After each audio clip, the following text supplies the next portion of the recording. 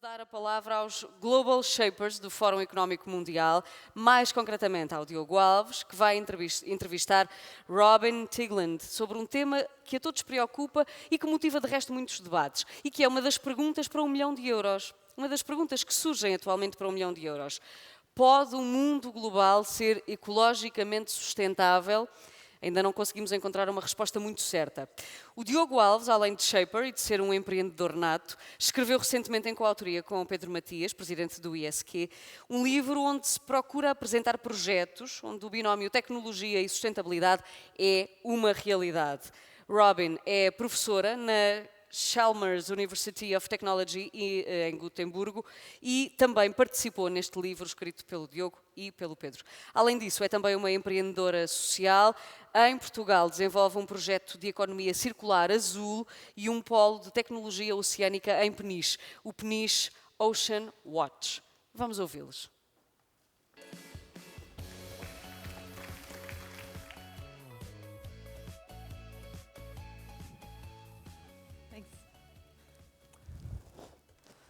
Hello, everyone.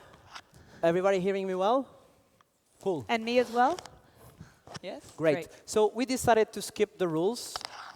So we're going to transform this into a conversation rather than an interview. The first thing I'm going to do is I'm going to give the book to Robin, saying thank you. Yay, thank you so much. I've been waiting so long. Thank you. So this question is a critical question for everyone, right? I think there's a series of topics that we want to tackle here that are also in the book, Binomial Technology and Sustainability, but also the fact of them being critical for life in our planet. One of them, because I know that you've been working a lot in this topic, which is energy, and I'm starting by throwing some questions in the audience as well.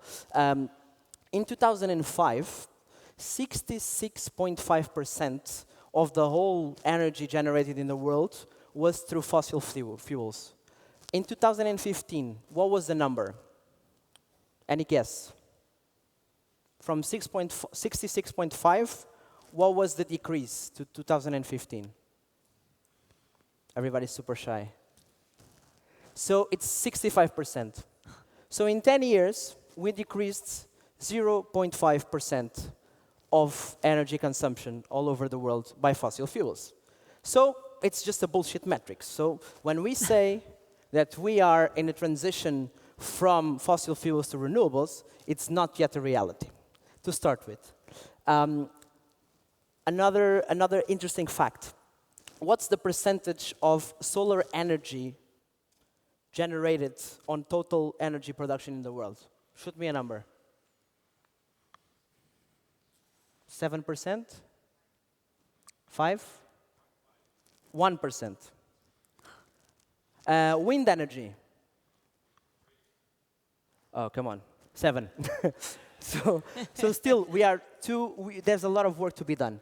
So my first question to you goes on this direction. What can we do, we as citizens and also the companies, to promote a better mix on the energy? Because, of course, companies have the duty to do so, governments as well to regulate in that direction, but also we as consumers could also push for this change, right? Yeah. What can we do? Yeah, what can we do? I think it all comes down to each one of us individually in terms of what are we demanding, how do we think about our own consumption, how can we challenge the status quo in terms of making our voices heard, which is not an easy thing to do.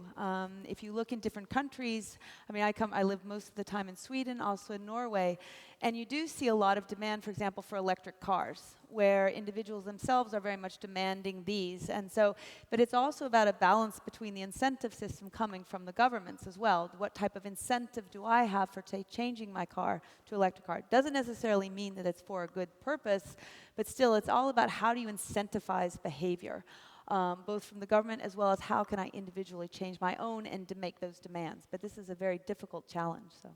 Super hardcore. And also, if we go and shift for another topic, which is already, which is I think energy is a super hard to crack issue, because you have production, you have consumption, you have also warehousing of the energy, right? And and there are some countries, for example, the UK, that they have what is called demand response systems that you can predict what type of energy energy, what's the consumption that you're doing at home, and adjust because there's an infrastructure for that. But I think that's where we think about the potential is how can we bring in artificial intelligence and other technologies to enable us to actually smooth our consumption, get off, say, some of the peaks. One of the projects that we're working on right now is actually looking at, for example, how can individual communities create their own microgrids, say, with, through using solar power. So this is, that we're seeing alternative solutions coming. So this is, again, coming from the individuals where a community can say, hey, let's go together and let's create our own microgrid. It's beginning to evolve, but this is also something that one can And it's interesting that, I don't know if you saw this movie called The Boy Who Harnessed the Wind. Has anybody saw it? Okay. It's about a boy in Malawi that starts generating wind from a windmill in the middle of nowhere. So communities have this type of difficulties, and actually Africa is pioneer in a lot of solutions on electricity and microgrids. The need can come from all the sides. Yeah, definitely. I have a friend in Sweden who owns a nice piece of land up in the north where there's a lot of water flow. So he's put in his own generator there to capture the energy from the local water system. So I think it comes down to us as individuals. There's tons of solutions out there, but it comes down to us and actually being curious and wanting to experiment. How could I actually do something? You thought about water. So water is another topic in which we don't know much about. And people sometimes confuse water with oceans as well. Of course, there's challenges on the sanitation of water, mostly in emerging markets. But what we are speaking about today, and the topic that always comes across, it's plastics. But actually, in Portugal, we are developing very, very interesting and innovative projects to tackle this issue. One of them is the Peniche Ocean Watch. Yes. So can you tell us a little bit about that one? Yeah. No, we started about a year ago in Peniche, started an initiative called Peniche Ocean Watch. And coming from Sweden, we see, and in Norway, we've been working a lot with how one can work on, say, cleaning up the ocean or rejuvenating coastal communities. And what we saw in Peniche is a tremendous potential. Lots of resources there, but being underutilized. So fishing ships being only used a few months of the year, or fishermen only a few months. Students, lots of ideas, energy. They want to get out there and start up a company. How do they go about doing that? And at the same time, we have a global challenge of lots of litter in the ocean. And it's not just what's floating on the surface, it's actually something like somewhere between 85 to 95% of all waste in the ocean is actually at the ocean floor. It's what we don't even see. So with this, we see there's a goal of cleaning up of the ocean, but also meeting, through this meeting the UN sustainability goals for 2030. But also enabling local people within Peniche to say, how can I learn, say, from some of these new digital technologies? So we've been working with divers, for example, to enable them to learn about using underwater drones to look for trash under the ocean. Working with fishermen, thinking about how can we repurpose ships. So instead of, fishing up fish, sardines are declining greatly. Could you then fish up trash from the bottom? But it's not as easy as you think, because there has to be some type of economic incentive in this. And this is also the challenge. How do you create something that's sustainable? And so what we're working there is saying, well, what can we do? Could we use the blockchain, for example, or cryptocurrency, where if trash is taken out of the ocean, could we then enable some type of feedback loop, creating a circular economy so that those who've been involved in the process, when the waste is then recycled, upcycled into other products, which we're working on, could they then receive a return in some way from doing that? So this is the core idea, but it takes a long time to get the process into place. And the metrics are again super let's say terrifying, because only 14% of the plastic worldwide is being recycled, which is very, very low compared to aluminum, even to paper, which is around 60%. And there's other statistics related to, for example, to marine species that should make us think. One of them, which I always bring up in this type of discussion, is there was a study made with a set of turtles, marine turtles, that were found dead on the coasts around Australia. In how many of them, in terms of percentage, did they find plastic in their body? A number. 100%. So this is a big, big, big issue. It's a big issue not only because it pollutes, it totally destroys the marine ecosystems, but at the same time because it's super hard to go there and pick it up. So projects like the Peninsula Ocean Watch really try to tackle this and involve also the community, because the fact of, for example, the fishermen using their boats to do this when they are not fishing, it's very, very smart. Otherwise, the fishing gears would be utilized in another way. So that's a really, really important topic. And which brings me to the other topic here, which is education. How can we educate people, not only in these coastal communities for these type of things, but also, generally speaking, for example, you can bring up some best practices from Chalmers University, and I can shoot some ideas as well. But how can we I would educate love to people hear your that ideas this? too. Because one thing that I think we all feel is that when media poses some news, they are typically negative. And there's a lot of good examples about things that are happening in the world and projects like Peninsula Ocean Watch that are not in the general public and a general awareness. So what can we do in order to promote that more and more? No, I think this is, an excellent, how do we actually enable ocean literacy, ocean awareness? And actually, I would say it's not just about the ocean, just our consumption in general. If we look around and just think about ourselves individually, how much does each and every one of us consume? And I think it's actually starting with us individually. But this is very difficult because to change our behavior, it doesn't happen overnight. So actually, can I just do something real quick? You do improv. But I'd love everybody to stand up. Since you've been sitting for a long time. Stand up. And just, this is a little test for you to do tomorrow morning. Pretend it's in the morning and you're getting dressed, okay? Let's pretend you're putting on your pants or your skirt. Go for it. What are you going to do? Oh, yeah. Which leg are you putting in first? Many people, I do my right. Okay. Tomorrow morning, when you wake up, all right, I want you, first of all, to remember my request.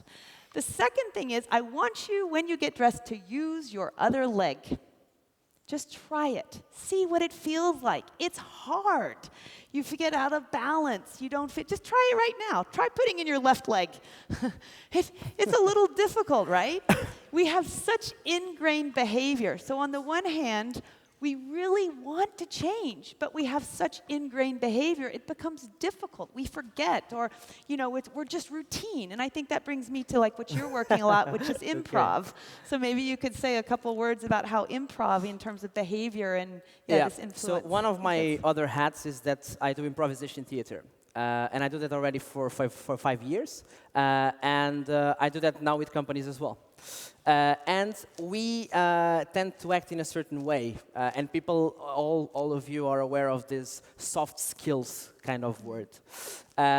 What we do is we try to bring up natural skills, because our responses are natural. They are not soft. They are natural. And in specific situations, you act like this, because your brain tells you to do it. You actually didn't think about that. So if I ask all of you to turn to the other person that is in your right side, just turn to the person that is in your right side. It's super nice that some people had like a super big smile. Other ones are like this, the other ones are like this. Yeah. And this reveals a lot about the personality of each other. Some people, the body language was like this, almost, because I didn't say it to compliment, but some people were like this. So I want to, The other people were like this. And this is really, really, really important when we are in our daily lives and in our companies. Yes, it's so true. So being in a globalized world, sit down now, if you want to sit down, you can sit down. Being in a globalized world means changing behaviors as well, right? Yeah. Because the world today is not as it was 10 years, 20 years ago. And the workplace, which is going to be a topic in another discussion later on. And of course, the millennials generation and the young generation is driving a lot of different changes. But also, the experience, the knowledge has to be valued. And it has to be synchronized in this sense. So actually, one of the things that we are doing now with the World Economic Forum and the Global Shapers, we are putting up a campaign. And I'm glad Patricia is here, because being a journalist, it's one of the things that we see that is a deficit, is that there's not many young people speaking in the TV. So we are putting up a list of 100 people under 33, and we're going to give it to the media for free for you guys, um, for you guys to have a list on people that are good in health, in sports, in culture, arts, economics, politics, etc., to promote diversity, right? To promote different type of people to speak and bring their knowledge, and also from this interaction, everybody can learn more. I think that's super, super, super important. I study social networks and the flow of resources, such as knowledge, such as money, et cetera, and how this flow through networks influences value creation in society. And one of the kind of the core principles that you see over and over again in networks is that birds of a feather flock together. We tend to network with people who are very similar to ourselves. Now, this can be a good thing because on the one hand, we enables us to like, oh, you know, I know you quite well. I can test out my idea. I can experiment with you. But what happens then if we're only, you know, networking with people who are very like ourselves? We strengthen our values, our view of the world. Well, this is the way it is. But yet there's lots of diverse other networks out there who have completely different views of the world, completely different value systems. And this is actually one of the challenges that we have today with social networking sites, such as, you know, Facebook, et cetera. The algorithms are making our world smaller. So one thing I'd like to, for those of you who use Facebook, to actually go in, if you're using it on your computer, to change the feed flow from top stories to most recent. You probably don't even know this, but you know, I constantly do that because then I can see people from my big network, not just the same story about Diogo over and over and over again. So I think this is really also very critical for talking about challenging ourselves and changing behavior. Exactly this, it's about diversity. It's about building bridges to networks with people who are not like ourselves, which a big portion is the younger population. How many of you have a reverse mentor? Speaking of education or learning, what is a reverse mentor, you're probably asking? Well, some companies even have a reverse mentor program, and what it is the top management actually has then somebody who is much younger than they are, someone who perhaps has just entered the organization, just out of college or a master's program or even high school, and they put that person next to him or her. So that when I'm sitting there and you're my reverse mentor, I get stuck. So, Diogo, how would you solve this? What would you do if you had this problem? And that way you can actually start learning from one another. It's about creating those informal ties, but it's very difficult. So doing things such as this, reverse mentor programs, if you're talking about learning from different people, put yourself out of your comfort zone and meet people who, and that's actually why I ended up in Portugal in the first place in a way, because my world was getting too small in Sweden. And we started coming to Peniche and seeing all the potential there is. And said, yeah, let's just dive in and do it. And now I'm sitting on the stage. So, thank you. I think that one of the things you're saying, and it's related to organizational culture as well a lot, right? Extremely, yeah. And when we think about organizational culture, we got to think about culture in general. Yes. And there's, of course, we have an opportunity now with such a diverse workforce in terms of age, in terms of ethnicities, and in terms of being in this such a globalized world. For example, I've lived in 9 countries already. Yeah. And this is only due because there was Erasmus programs, there's there's opportunities all over the world, and people can go and can experience different stuff and bring them back. And that was my mindset when I came back. And this is only possible because the world, it's this global in that sense. But being global also poses challenges, right? And the sustainability challenge is a big one. So when the question is there and we say, can the globalized world be ecologically sustainable? I think our answer is, it can't, it has to be. It has to be. Because otherwise, if we see again the numbers, we're not going to leave a world for our grandsons and grand-grandsons. And I think it comes down to thinking differently about global and what is a globalized world. Perhaps we've been in a world very much where I buy something that's produced on the other side of the world. Why should it be that way? Why not I create things through open source communities or online? I can work wherever I want. What I'm seeing, I work a lot with scenario thinking, looking ahead, what might the future bring. And one of the kind of stronger signals from the periphery that I'm seeing is kind of a move back towards local communities that are self-sustaining. You have the ability to produce your own energy, to produce your own food, to produce your through 3D printing and what's coming along, produce your own goods and actually really create the circular economy. So you can have a very strong local economy for the physical, say, things, but you can be global in the sense of your work and what you're doing as more and more jobs actually do become more and more, you know, if we're talking about, there was one question earlier, will AI replace something? AI is only going to complement things. Yes, it will substitute out a lot, but it's also going to be complementing a lot of jobs. So I can sit somewhere, and you see this in the younger generation, we're saying, and even older generation, where you can be a digital nomad and work wherever you want. You want flexibility. So I think that one of the solutions here is how can we actually create this circular economy of physical things. This is the local, but you're still very much global in the sense of sharing knowledge back and forth. So maybe it's 3D printed designs, for example, or software, it's algorithms, but it's the soft, it's the intangible that's much more global. And you were asking me before what was the main takeaway of the book, and yes, that was my question. Almost running out of time. Technology is just a tool, and it's just a tool because there's plenty of things we can do with technology, but they have to be used with strategy. Right. When we were writing this book, we figured out that the binomial between technology and sustainability was not very much explored, but it's present in everything that we do. And giving you an example that probably people wouldn't think at first sight, which is the connection between space and Earth in terms of the satellites of NASA or the European Space Agency that are monitoring crops every day and are giving inputs of data on what type of crops you can do in Africa, what type of crops you should do in Europe, and making it be more self-sustainable and also more efficient. So sometimes, and I would leave with this, there's unconventional connections that we can do through our knowledge, through our networks, and through areas that can be very, very much mingled. So on the education matter, we thought a lot about interdisciplinarity, right? Yes. About bringing, for example, sustainability and arts together, about bringing technology and business together. So make more of those unconventional connections on your lives every day. So thank you very much. Yeah. Can I just go for it? One fast thing is that I think quite often what I see is some people, they want to start with the technology. It's not about starting with the technology. It's about finding the use case. What is the need that needs to be solved? What is the pain point, the problem? And then ask, how can I use that technology to solve this? You might not even need it. You might even be able to do it without. But I think don't start with any, oh, wow, you see lots of companies, like, wow, look at this new technology. Everybody says you have to invest in this, and they go after it. But take that step back and reflect and say, what are our needs? What are our customers' needs? How can we solve them better? And then say, okay, how can we then potentially use one or a combination of technologies to solve them? Yeah. Great.